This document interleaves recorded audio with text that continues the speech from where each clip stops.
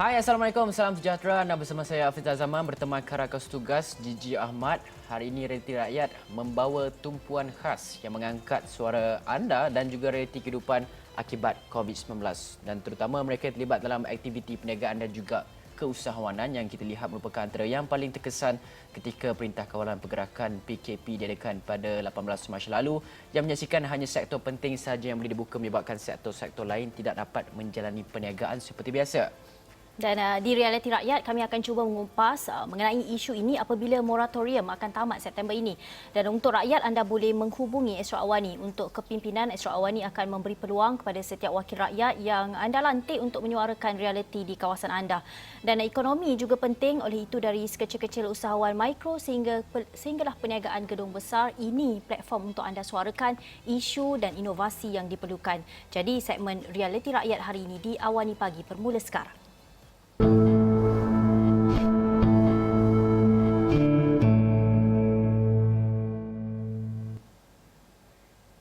Dua hari lepas, Menteri Kewangan Tengku Datuk Seri Zafrul Tengku Abdul Aziz menyatakan tempoh moratorium bayaran balik pinjaman yang diputuskan selama 6 bulan sebelum ini akan berakhir September depan. Bagaimanapun, beliau berkata kerajaan masih lagi berbincang dengan bank-bank tempatan untuk membuat pertolongan secara bersasar. Ini bermakna kesan sebenar akibat PKP untuk mengekang COVID-19 akan dirasai oleh perniagaan khususnya PKS bermula Oktober ini.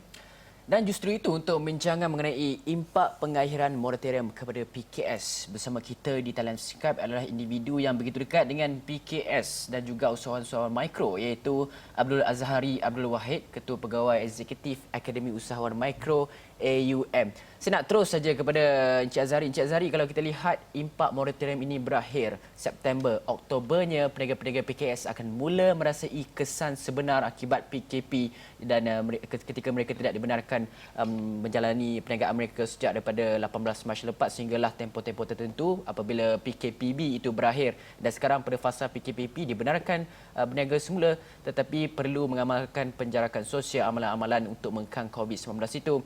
Dan kita nak melihat kepada impak moratorium ini berakhir. Mungkin sedikit sebanyak sebagai permulaan, apa impak yang boleh ataupun akan dirasai oleh PKS pada Oktober nanti, Encik Azhari? Okey, bismillahirrahmanirrahim. Assalamualaikum warahmatullahi wabarakatuh.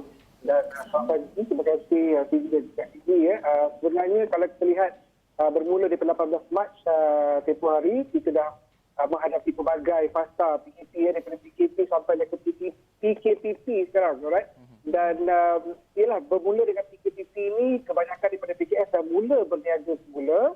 Dan bila kami lihat di luar sana, terutamanya dalam bidang peruncitan contohnya, maka dah nampak kata orang impact tu nampak ke arah yang lebih positif dan dah ramai orang mengunjung gerai dan sebagainya. Namun begitu disebabkan oleh SOP dan yang wajib diketengahkan oleh pihak PKS dan juga cabaran-cabaran kegusaran rakyat untuk keluar, kesan tu masih ada dan masih nampak lagi kedai yang tutup, kedai yang masih belum penuh disebabkan pengurusan dari segi struktur kerusi contohnya, meja makan contohnya. Kesan tu memberi kesan hasil jualan kepada PKS. Namun saya boleh nyatakan bahawa ekonomi mula rancak semula. Ya. Setelah ekonomi dibuka semula dalam keadaan fasa pemulihan ini, bagaimana sebenarnya keadaan PKS kalau Encik Azhari boleh perincikan sedikit? Adakah masih antara mereka yang Encik Azhari kenal dan berhubung masih lagi dalam keadaan sukar atau mereka masih lagi dalam keadaan untuk mencari arah menstabilkan semula perniagaan mereka? Ya, tak nafikan janji. Memang kalau tengok daripada hasil perbincangan dengan kawan-kawan, hasil perbincangan dengan pertemuan dengan usahawan di mana usahawan mikro sendiri pun, kita sering diberitahu bahawa memang cabaran itu masih lagi besar, masih lagi kesan dengan aliran tunai kerana bila kurangnya ruang untuk menjual. Contoh di peringkat peruncitan tak boleh ramai orang masuk, di peringkat restoran tak boleh ramai orang duduk serentak sebab ada penjarakan sosial dan sebagainya. Kesan tu secara tidak langsung memberi kesan kepada hasil jualan. Bila hasil jualan terkesan, maka secara tak langsung juga akan terkesan dengan aliran tunai. Jadi yang sebalik dan moratorium dan sebagainya ini, kata orang memberi juga kata orang banyak kesan yang positif lah daripada PKS. Dan saya yakin ramai PKS di luar sana memang ingin merancakkan semula perniagaan. Namun ada perkara-perkara yang kita bincangkan tadi itu memberi kesan yang sangat mendalam kepada mereka untuk meneruskan perniagaan mereka lah, terutama dalam kata orang menjana hasil jualan sepanjang PKPP ini. Ya, Encik Azhari, kalau Encik Azhari boleh, mungkin kita boleh berikan anggaran nombor sekiranya moratorium itu tamat. Ada PKS yang telah pun macam Encik Azhari katakan yang rancak kembali menjalankan perniagaan mereka, tetapi kita nak melihat kepada mereka yang masih lagi mengalami kesukaran untuk bangkit semula. Mungkin anggaran, ada tak anggaran berapa ramai PKS yang akan terkesan apabila moratorium itu berakhir? okey, seperti mana yang kita lihat dalam statistik MyData HSM pun, kita ada lebih kurang 1.3 juta perniagaan berdaftar. Mungkin tak semuanya aktif, alright, dan juga bisnes pula perniagaan lebih kurang dalam 7.6 juta yang berdaftar dengan HSM, dan juga mungkin tak semuanya aktif. Namun yang paling besar adalah mikro, seperti mana yang kita ketahui. Dan seperti yang dinyatakan oleh yang berhormat Menteri Jabatan Ekonomi, Datuk Seri Mustafa Mohamed, beliau menyatakan bahawa 93% daripada PKS akan terkesan dengan apa yang berlaku sepanjang PKP dan juga sehinggalah ke PKPP. Jadi jumlahnya amat besar, dan kalau kita lihat secara fizikalnya pun, kalau berjalan di sekitar Kuala Lumpur ni, sebab kami pun belum lagi merentas negeri lagi setakat ni, di sekitar Kuala Lumpur dan Selangor juga kita nampak kesan yang sangat mendalam, terutama dalam bidang perusahaan, di shopping mall, di gerai-gerai, di restoran-restoran, di kawasan-kawasan yang terkesan sepertinya hotel, contohnya hotel, pelancongan. Jadi kesan ini sangat mendalam, dan saya juga agak gusar selaku pemain PKS juga, saya juga agak gusar. Dan saya sendiri terkesan dengan perniagaan saya di Kelai 2. Ada kesan saya faham, sekiranya perlu tutup kedai dan sebagainya. Namun perancangan yang lebih baik perlu dilakukan oleh pihak kerajaan, dan juga pihak PKS sendiri perlu ada inisiatif yang baik dan perhubungan yang baik dengan bank contohnya yang memberi kata orang bantuan moratorium untuk PKS ni. Ya, Encik Azhari, agak-agaklah PKS yang berada dalam industri mana yang sukar untuk pulih semula selepas moratorium ini berakhir? Okey, kalau kita lihat secara fizikal yang paling utama sudah pastinya peruncitan. Ya, secara peruncitan antara yang paling terkesan dalam perniagaan dan peristiwa ini, dia berkaitan langsung dengan industri, contohnya pelancongan, ada peruncitan seperti shopping mall dan sebagainya. Ini antara yang paling terkesan. Dan kalau mengikut industri pula, selain daripada pelancongan, industri seperti lifestyle dan wellness sangat terkesan. Sebab saya dalam industri itu di Kelai 2, saya ada kedai mengurut di Kelai 2. Jadi kesan itu memang kami ni antara yang paling terakhir akan hidup dalam industri yang terkesan ketika PKP. Namun begitu, ada juga yang dah mula rancak, contohnya yang telah mengadaptasikan pendigitalan perniagaan, contohnya berniaga di online, dan contohnya kedai-kedai runcit dan sebagainya, kedai-kedai makan yang boleh menggunakan perkhidmatan delivery, memberi juga kepercayaan baik kepada mereka untuk mereka sekurang-kurangnya mula bernafas semula. Saya rasa itu yang paling penting. Dan mereka hanya sekali fikir untuk survival. Not really on making so much of money, tapi yang penting adalah survival, faktor yang paling penting dalam hal itu masing-masing. Encik Azhari, kalau kita nak melihat kepada pilihan-pilihan lain yang ada untuk PKS ini selain daripada peranan yang dimainkan oleh kerajaan dan juga pihak bank itu sendiri, ada option lain yang boleh dilakukan oleh PKS untuk memastikan bahawa seperti Encik Azhari katakan, survival mereka itu? Okey. At the end of the day, kebanyakan faktor survival ni ada berkaitan dengan aliran tunai. Kita banyak bincang dalam sesi sebelum ini dan soal ini tentang pentingnya menjaga aliran tunai, dan tak dinafikan bank negara juga telah melakukan satu inisiatif yang baik, ya, yang saya rasa ramai PKS tak tahu. Ada restructure dan juga ada program R&R, restructure dan reschedule untuk penerima moratorium ni untuk bertemu dengan bank supaya dapat membantu mereka untuk menyusun semula hutang mereka dengan bank. Dan saya yakin ramai yang tak tahu. Semalam kami adakan live bersama dengan agensi kerajaan iaitu BIN dan juga bersama dengan wakil bank negara, Maybank dan juga Bank Islam dari Johor, yang kita bincangkan bagaimana kita nak menyampaikan maklumat ini kepada PKS supaya dapat boleh membantu mereka menyusun semula hutang mereka sekiranya tidak ada penyambungan moratorium. Namun kalau ada penyambungan, satu BT amat untuk semua pemain PKS tuan. Dan juga selain daripada itu, PKS juga boleh insight ruang dan peluang untuk dana alternatif seperti crowdfunding yang memang telah dinyatakan dengan jelas oleh awak Perdana Menteri untuk kita dapat dana alternatif bagi meneruskan lagi perniagaan, terutama dalam merancang aliran tunai syarikat juga perniagaan penangguhan. Ya, Encik Azhari, adakah Encik Azhari melihat jika moratorium ini tidak dilanjutkan, adakah ada PKS yang terpaksa gulung tikar, sekiranya option-option yang ataupun pilihan-pilihan yang Encik Azhari katakan itu tidak wujud nanti? Okey, saya it is sad to say, tapi sebenarnya kalau kita tengok gulung tikar itu dah berlaku sebelum lagi pun ketika moratorium sedang berjalan. Alright? Di kala moratorium berjalan pun dah ramai yang gulung tikar. Kita boleh lihat di gedung-gedung, di hypermart, di hypermarket, di shopping mall, di airport contohnya. Memang ada yang dah gulung tikar. Even kami antara juga terkesan dengan isu-isu yang besar tentang aliran tunai yang boleh menyebabkan kita beli gulung tikar. Dan namun begitu, saya rasa kalau kita lihat realisasi seperti pelancongan, hotel dah banyak yang tutup, ramai pekerja yang telah dibawa bekerja. Dan yang paling merisaukan saya adalah usaha mikro ni yang unbankable, yang tak ada rekod. Ini yang paling menakutkan kerana kita tak tahu apa yang berlaku pada mereka. Kalau yang tutup, jadi memang dia ada shopping mall yang jaga dia. Ada kata orang ada agreement dan sebagainya. Namun yang meniaga tepi jalan, contoh yang meniaga kedai-kedai biasa di kampung. Dan ini saya rasa lebih terkesan kerana pendapatan mereka adalah berdasarkan pendapatan harian. Dan itulah satu-satunya pendapatan untuk kita survive sepanjang PKP maupun selepas moratorium maupun selepas PKP nanti, Didi. Jadi Encik Azhari, apa yang boleh sebenarnya kita lakukan untuk membantu golongan yang berniaga di tepi jalan, penjaja dan sebagainya untuk memastikan bahawa pendapatan harian mereka ini tidak putus? Ada perkara-perkara yang boleh kita perincikan, yang boleh kita lihat di mana lopong-lopong yang perlu kita bantu, yang perlu kita penuhi? Ada dua aspek Fizi, ya. Aspek usahawan itu sendiri dan aspek kerajaan. Peringkat usahawan juga ini sebenarnya adalah satu wake up call kepada usahawan mikro untuk lebih kata orang mengadaptasi satu prosedur yang baik untuk berniaga. Contoh dah, kalau sebelum ni mungkin tak pernah bayar LHDN, tak pernah dapat lesen. Jadi bila tak ada dokumentasi yang penting macam ni, bila bantuan kerajaan dikeluarkan, ramai yang sangkut disebabkan benda-benda tadi. Kita faham isu takkan nak berniaga di jalan, nak bayar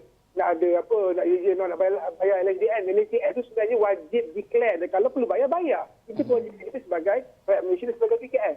Dan juga zakat contohnya. Antara benda yang paling penting kita kena ketengahkan.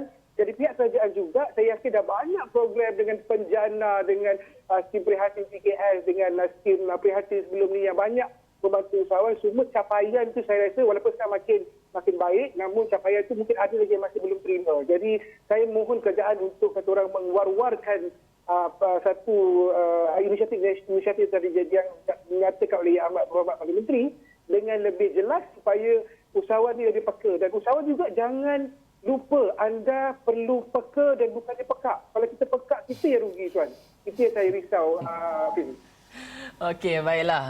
Itu pesanan yang bagi saya cukup menarik sekali. Baik. Usahawan tolong peka, jangan pekak. Tapi banyak lagi sebenarnya kita nak bincangkan dengan Encik Azhari yang begitu dekat hatinya dengan keusahawanan ini dan juga usahawan-usahawan mikro di bawah sana itu. Dia tahu serba banyak sebenarnya mengenai cerita-cerita mereka, apa yang mereka hadapi, cabaran-cabaran yang mereka hadapi. Dan kita nak bincangkan banyak lagi di Awani Pagi segmen Realiti Rakyat, tetapi kita perlu berhenti rehat dulu seketika. Kita bagi masa kepada Encik Azhari untuk berfikir lagi apa poin-poin menarik. Okey, kita nak rehat dulu.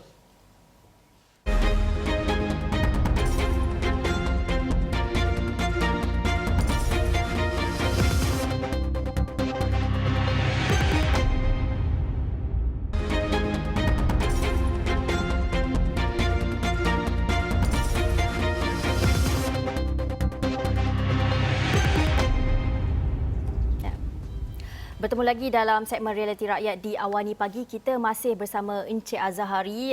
Kita bercerita mengenai impak kepada PKS apabila moratorium berakhir September ini, yang mana Oktober kita lihat bermulanya ruang ataupun cabaran kepada golongan PKS ini. Encik Azhari, kita teruskan. Apa mungkin pandangan Encik Azhari, rundingan yang boleh diambil kerajaan bersama pihak bank untuk menyokong PKS ketika ini? Okey, pastinya di peringkat PKS kita mengharapkan kerajaan, terutama di peringkat Bank Negara Malaysia ini dapat berbincang dengan bank. Kalau boleh mengikut perkiraan yang perlu dilakukan oleh kedua pihak, kerajaan juga Bank Negara dan juga bank contohnya, kita mohon agar dapat moratorium disambung sekali lagi. Alright, sekurang-kurangnya 6 bulan. Dan secara tak langsung benda ini membantu kami untuk mengawal aliran tunai kami. Bukan kita minta benda berlaku ketika krisis saja. Jadi kita minta ketua jasa baik kerajaan untuk berbincang dengan bank. Kita faham bank juga ada cabaran tersendiri bila moratorium dijalankan, dari segi pendapatan dan sebagainya. Namun begitu, kita dalam berperang, kita dalam krisis. Jadi kita perlu saling bantu-membantu. Kerajaan perlu bantu, bank juga perlu membantu PKS juga. Namun kalau dapat di-extend, disambungkan ke kurang 6 bulan. Dan sebab dijangkakan pun ekonomi hanya boleh rancak-rancaknya pun pada awal tahun 2021. So saya tak fikir 2020 kita boleh rancak seperti mana 2019. Apatah lagi 2021 hujung masa 2022 kita boleh nampak kesan kerancakan ekonomi. Ada setahun lebih lagi untuk kita orang sama-sama survive, sama-sama struggle. Namun kalau kerajaan dapat bantu, saya rasa satu benda yang amat menggembirakan semua PKS supaya ekonomi boleh dijalankan dengan lebih baik. Gigi. Encik Azhari, kalau kata cadangan Encik Azhari untuk menyambung lebih kurang dalam 6 bulan lagi kan, moratorium kali ini bagaimana kita boleh laksanakannya? Adakah kali ini moratorium itu boleh disambung 6 bulan tetapi kepada golongan yang betul-betul memerlukannya ke macam mana Encik Azhari? Ya, sebab at the end of the day, dia bergantung kepada SOP, bergantung kepada dokumentasi yang perlu dibuktikan kepada pihak bank. Dan saya setuju benda ni. Memang kita faham, kita kena buktikan bahawa kita terkesan dengan perniagaan. Paling senang adalah hasil jualan kita buktikan melalui akaun dan juga perancangan keuangan kita. Dan ini antara benda yang usahawan kena peka dari segi dokumentasi supaya dipermudahkan lagi urusan untuk mereka dapat bantuan moratorium. Dan kalau dengan izin Allah berjaya kita dapat moratorium lagi 6 bulan, dan benda itu satu perkara yang saya rasa boleh menggembirakan kami sebagai pemain PKS dan juga membantu kami untuk survive. Dan ini memang kami terpaksa merayu sebab ini adalah keadaan krisis. Ini bukan keadaan biasa. Dan birokrasi di pihak bank maupun di pihak kerajaan juga perlulah dikurangkan kalau tidak dapat dihapuskan, dikurangkan supaya dapat sedikit banyak saling bantu-membantu di antara kerajaan, bank dan juga PKS penambang masih. Encik Azhari, bagaimana kita nak melihat kepada peranan bank itu sendiri? Adakah boleh ditambah baik? Ada perkara-perkara lain yang boleh bank lakukan untuk memastikan bahawa mereka juga menyokong perniagaan supaya PKS mikro tidak terjejas dengan teruk? Okey. Sebenarnya kita ketahui, moratorium yang pertama adalah satu daripada inisiatif yang dijalankan oleh pihak bank melalui negara dan juga kerajaan. Itu saja sudah membuktikan bahawa kerajaan memang dan juga pihak bank memang ingin membantu PKS. Namun, di mana yang saya nyatakan tadi, ini adalah krisis. Jadi kadang-kadang bila kita dalam berperang ni, rayuan itu lebih sikit sendiri. Dia lebih, kami memerlukan bantuan yang lebih. Bukanlah kita saling minta pun, kita minta moratorium pun sebelum krisis. Kita hanya minta moratorium bila datang krisis yang tak pernah dijangkakan oleh sama sekali daripada level billionaire maupun level usaha mikro di jalanan contohnya.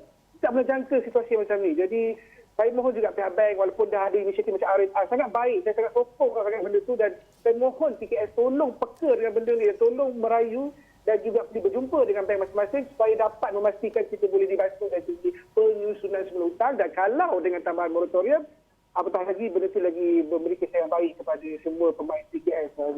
Jadi adakah permintaan rayuan Encik Azhari kepada pihak bank untuk melakukan pengorbanan yang lebih lagi? Ya, nampak gaya memang macam tu. Sebab kita saling memerlukan. PKS memerlukan bank untuk dapatkan dana untuk menjana perniagaan, untuk survive dan sebagainya. Pihak bank juga perlu survive. Mereka juga perlu survive dan mereka ada perancangan mereka sendiri. Dan itu yang memerlukan titik persamaan di antara kerajaan, bank dan juga PKS supaya kita sama-sama boleh survive. The keyword now is survival. Itu yang paling utama. Dan survival ni bukan sampai hujung tahun ni. Survival ni saya rasa paling awal seperti mana yang saya nyatakan tadi, paling awal pun awal 2022. Jadi ada setahun lebih lagi untuk kami kata orang struggle, dan kita faham dunia struggle dalam bisnes, mikro ke PKS ke, kita faham semua ada struggle masing-masing. Namun kalau boleh dengan jasa baik pihak kerajaan untuk dapat disambung lagi moratorium dan juga dengan adanya inisiatif R&R, mungkin kombinasi antara keduanya, wallahualam, perlu perbincangan yang lebih dalam. Dan ini saya rasa memberi satu suntikan semangat yang baik pada PKS untuk kita orang terus kekal dalam berjuang dalam perniagaan. Ya. Jangkaan Encik Azhari setahun lebih untuk mereka ni dalam beri dalam survival mereka dalam keusahawanan perniagaan ini, iaitu Januari 2022 kemungkinannya. Tapi apa mungkin cadangan Encik Azhari untuk PKS apabila moratorium itu berakhir pada September ini dan tidak disambung nanti? Okey, pertamanya saya minta tolong PKS tolong jumpa dengan bank. Cari inisiatif R&R reschedule dan restructure anda punya hutang dengan bank supaya boleh bantu. Dan ini bagusnya, dia boleh mengelakkan kita dan terlibat dengan sikris dan tak patah lagi dengan bankruptcy. So ini memang satu jasa baik yang diberikan oleh pihak bank sendiri yang diarahkan oleh Bank Negara Malaysia untuk memastikan kita dapat inisiatif R&R ni. Jumpa secepat mungkin, jangan tunggu moratorium habis baru nak jumpa. Sekarang kena jumpa, call your officer, bincang supaya dapat menyusun semula hutang dalam bentuk R&R, restructure dan juga refinance dan sebagainya. Alright, so itu ada bincang dengan pihak pengusaha dan of course tolong jaga aliran tunai anda sebab kita masih dalam keadaan yang kata orang mencabar. Tolong jaga aliran tunai, utamakan urusan-urusan dalaman, contohnya dengan pasukan pekerja anda, dengan supplier anda supaya bisnes itu berjalan. Dan antara skill yang paling penting adalah rundingan, sebab kita dalam KKS ini kadang-kadang kita runding dengan emosi. Kita kena runding dengan akal dan juga dengan fakta yang baik supaya kita boleh berunding dan kita dapat bantuan daripada mana-mana ekosistem perniagaan yang ada. Namun begitu, yang paling penting kena pegang 3 prinsip inilah yang paling mudah saya rasa. Usahawan boleh pegang prinsip reflect, apa yang kata sebelum ni, reset balik, maksudnya plan balik supaya perancangan kewangan dan perancangan perniagaan lebih baik dalam keadaan krisis ini. Dan yang penting adalah kita kena restart balik perniagaan supaya kita boleh kekal memberi kata orang sumbangan kepada negara, dalam masa yang sama juga memberi sumbangan kepada keluarga, kepada pekerja, kepada rakan-rakan kongsi dalam perniagaan masing-masing. So saya harap kita teruslah kekal berjuang dan terus berkomunikasi dengan baik supaya semua dapat dibantu, semua dapat dipertemukan dalam satu titik persamaan yang baik untuk kita menyelesaikan isu krisis COVID-19 ini. Encik Azhari, kalau sejak kita ikuti perkembangan COVID-19 dalam negara ni, ada sedikit kes-kes yang menjadi, ada beberapa hari lepas kita catat angka 2 digit, kemudian semalam baru kita catat kembali 1 digit dan sebagainya. Jadi kalau kata angka itu meningkat, angka COVID-19 dalam negara meningkat yang memberi kesan begitu buruk sekali kepada PKS apabila PKP itu terpaksa dilaksanakan. Jadi ada cadangan daripada PKS sendiri untuk melihat kepada mungkin PKP, kalau kata ia perlu dilaksanakan semula, PKP itu perlu dilaksanakan dalam bentuk-bentuk PKPD itu supaya sektor perniagaan PKS tidak lagi terjejas akibat PKP yang kita lihat PKP itu merangkumi semua, terpaksa tutup semua dan sebagainya. Tapi PKPD ini dia lebih bersasar dan sebagainya. Mungkin ada cadangan sekiranya kes COVID-19 ini meningkat, tapi dalam masa yang sama kita boleh jaga PKS kali ini, tak perlu menutup keseluruhannya. Okey, sebenarnya Fizi, kalau tengok daripada batasan PKP dan juga PKPB dan PKPP, saya sendiri pun menggigil bila saya difahamkan kalau ada ruang, sekali lagi bukan ada ruang lah, kalau ada kata orang arahan sekali lagi terpulang kepada PKP, saya rasa kesan dia lebih mendalam. Alright, jadi pihak PKF tolong, yang pertamanya tolong ikut SOP. Itu memang satu benda yang susah untuk kita ikut. Kita nak berniaga ni, kita nak sale, kita nak jualan, tapi bila kurangnya meja, kurangnya kursi, banyak prosedur, memang kita tak boleh nafikan benda tak pernah ada yang sikit pun. Jadi kita cuba sebaik mungkin tolong follow SOP supaya tak berlaku kes pertambahan kes, dan pihak kerajaan juga bila nak menyiasatkan tentang, yalah ini kuasa pihak NKN dan juga kesihatan, namun kami sebagai pemain PKS tolong lihat dari segi industri yang tertentu, ya, yang melibatkan penjualan ramai. Sebab ada juga perniagaan yang tidak bertemu dengan orang ramai, mungkin pejabat pengurusan contohnya, ya, contoh macam even bank pun boleh guna ke arah digital dan sebagainya. Sekurang-kurangnya fokus kepada industri tertentu supaya kalau kita tengok daripada kluster-kluster yang ada sekarang ni pun kebanyakan datang daripada industri peruncitan. Jadi industri peruncitan ni antara yang paling berkesan dan yang paling tinggi risiko dia untuk terkena PKP ataupun PKPD nanti wajibilah nizalik. Namun saya mohon PKS supaya terus kekal berniaga, namun ikutlah arahan pihak NKN dan juga Kementerian Kesihatan, dan pihak kerja juga boleh tengok berdasarkan industri supaya kami masih lagi boleh bernafas dan diteruskan perniagaan walaupun wajibilah nizalik kita akan patah balik kepada PKP. Saya memang tak nak, kalau boleh memang sudah dapat kita sangat besar dan saya harap tidak berlakulah. Ya, Encik Azhari, kalau kita lihat dari segi bantuan yang diberikan oleh kerajaan, kita tahu sebelum ni ada bantuan prihatin tambahan, penjana. Sikit sebanyak dapat membantu peniaga-peniaga ini, PKS ini. Tetapi dalam keadaan ini, bila jangkaan Encik Azhari itu mengatakan bahawa kemungkinan PKS dan peniaga-peniaga ini memerlukan setahun lebih lagi untuk survive, untuk menjadi stabil, apa lagi pembaik pulihan yang boleh dilakukan oleh kerajaan, peranan kerajaan? Adakah kerajaan perlu menambah lagi bantuan atau membaik pulih bantuan-bantuan yang telah diberikan sebelum ini? Pandangan Encik Azhari.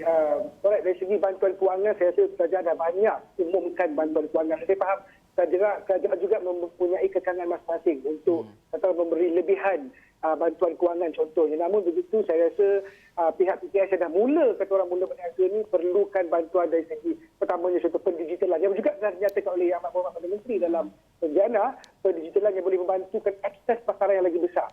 ini kepada yang boleh berada di online. Tak semua perniagaan boleh berada di online. Ada yang terpaksa juga berada dalam bentuk offline. Jadi bantuan-bantuan untuk mencari lagi lebih pasaran kepada peniaga itu, tak kisah dari segi perkhidmatan maupun dari segi produk pengeluaran, sedikit banyak inisiatif yang mungkin dinyatakan oleh kerajaan untuk membantu Malaysia ini adalah bentuk meluaskan lagi pasaran. Dan itu sangat penting dan juga benarkan ini pun dah ada perjalanan sebenarnya, tapi perlu dipertingkatkan lagi dengan bantuan dana modal dari luar negara sekiranya ada. Dan juga bantuan dana modal daripada pihak-pihak PKS sendiri yang ada dana yang lebih untuk membantu rakan-rakan yang lain supaya ada dana sisihan lebih baik. Contoh macam yang saya sebutkan tadi, crowdfunding dan sebagainya, membantu mereka untuk terus survive. Dan yang penting saya rasa kerajaan perlu sentiasa meluar-luarkan perkara ini lebih agresif dari media elektronik maupun media sosial supaya usahawan ini kadang-kadang kesian juga walaupun banyak kali kerajaan buat announcement tapi masih lagi tak tahu. Jadi budaya tidak ambil tahu saya rasa perlu dihapuskan sama sekali di kalangan PKS. Dan kita kena sentiasa tengok dalam sosial media, dalam media elektronik supaya kita tahu tentang apa saja bantuan dan inisiatif yang diberikan kerajaan. Walaupun banyak, kalau kita tak tahu pun tak guna juga apa namanya divulgasi ini. Okey, baiklah. Terima kasih banyak Encik Abdul Azhari Abdul Wahid, Ketua Pegawai Eksekutif Akademi Usahawan Mikro IUM yang membincangkan mengenai realiti rakyat, realiti PKS di luar sana itu mengenai impak pengakhiran moratorium kepada PKS yang akan berakhir September ini dan Oktober, cabaran baru bermula buat semua PKS dan juga usahawan mikro di seluruh negara, bagaimana untuk mengatasi masalah-masalah yang dihadapi mereka, menstabilkan semula perniagaan, mencari semula langkah-langkah tertentu untuk memastikan bahawa model perniagaan baru dapat dibangunkan untuk mengelakkan jika berlaku krisis, tidak lagi keperluan bergantung kepada perniagaan secara fizikal, itu melihat kepada sektor-sektor ataupun peluang di dalam digital ekonomi pula. Jadi banyak perkara yang kita bincangkan bersama dengan Encik Azhari tadi, Gigi, dan saya rasa satu cadangan yang baik, satu nasihat yang baik, dan kita harapkan PKS di luar sana boleh mengambil buah fikiran yang dilontarkan oleh Encik Azhari itu. Dengan itu kita sudah pun berakhir di sini. Saya Gigi Ahmad. saya Hafizah Zaman. Assalamualaikum warahmatullahi wabarakatuh. Bye.